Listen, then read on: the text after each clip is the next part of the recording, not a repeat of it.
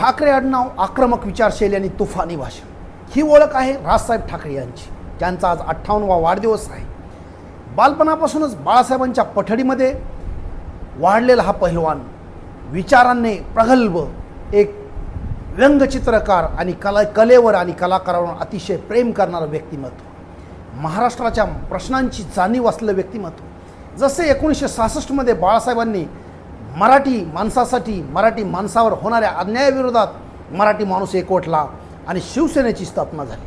शिवसेनेमध्ये वर्षानुवर्ष कार्य केलं, अनेक असे आंदोलनं उभारली, अनेक केसेस अंगावर घेतल्या आणि असे यांच्या फॉलोअर्सना वाटू लागलं की उद्या राजसाहेब हेच बाळासाहेबांचे वारसदार होती.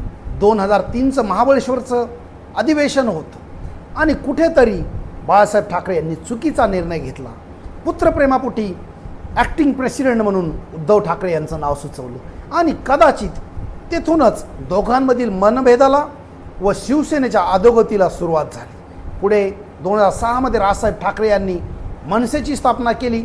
उद्धव ठाकरे यांनी सेक्युलर पॉलिटिक्ससोबत कॉयलिशन केलं आणि ती सर्वात मोठी ही जी चुकीची युती होती ती पुढे त्यांना भोगावी लागली. रॅडिकल हिंदुत्व शिवसेना आणि सॉफ्ट हिंदुत्व भाजपा ही एक नैसर्गिक युती होती, परंतु राष्ट्रवादीसोबत युती करून जी अनैसर्गिक सेक्युलर पॉलिटिक्स सोबत युती केली आणि तिथे कुठेतरी उद्धव ठाकरे यांचा जो मुख्यमंत्री होण्याचा मोह होता तो कुठेतरी नडला आणि ज्यामधून शिंदे यांनी पक्ष फोडून पुन्हा एक नवीन पक्ष स्थापन केला जी शिवसेना मानली जाते आणि उभाटा गट बाजूला पडला. परंतु मित्रांनो, यामध्ये कुठेतरी आपण या वादामध्ये एक नेता हरवला का?